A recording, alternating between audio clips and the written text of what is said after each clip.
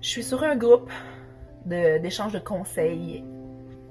Les petits bonhommes qui rient affluent sur foule de commentaires. Il n'y a pas de bienveillance. Ça amène les gens à douter, à avoir honte, à se sentir coupable, à hésiter de publier un commentaire.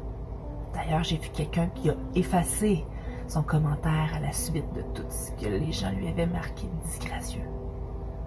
Sais-tu, parce que les règles sont pas assez bien écrites dans le groupe? Ou c'est parce que cet échantillonnage-là de la population sont des gens plus blessés que d'autres? Ça me rend triste. Quand tu t'aimes, t'as pas le goût de rabaisser les autres.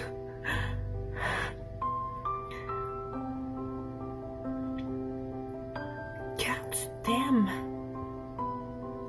t'es capable de supporter puis de comprendre les autres.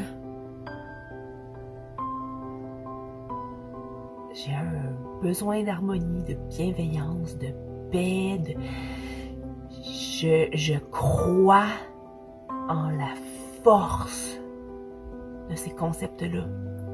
Je t'inquiète de toute cette propagation de mécanismes de défense toxiques. Le persécuteur, il a besoin d'une victime pour se sentir momentanément plus compétent, plus confiant, pour avoir de l'attention, pour se sentir efficace. C'est sa façon à lui de se donner de la reconnaissance personnelle.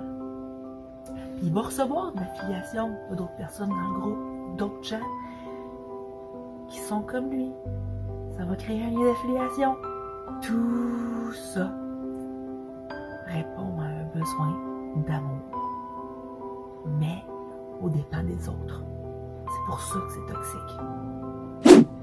Si vous êtes un de ceux qui avaient déjà fait ça, de mettre un petit bonhomme sourire ou de mettre des gros yeux, comme voyons donc, tu sais, ce genre de jugement-là, si c'est vous, là, c'est pas grave. Ça m'est déjà arrivé moi aussi. La première étape, c'est d'intercepter cette affaire-là qui passe. Quand c'est sur une plateforme comme Facebook, public, c'est que vous avez du temps. C'est pas une réaction, c'est une réponse. C'est pas dans le moment présent avec quelqu'un que vous roulez les yeux par en arrière.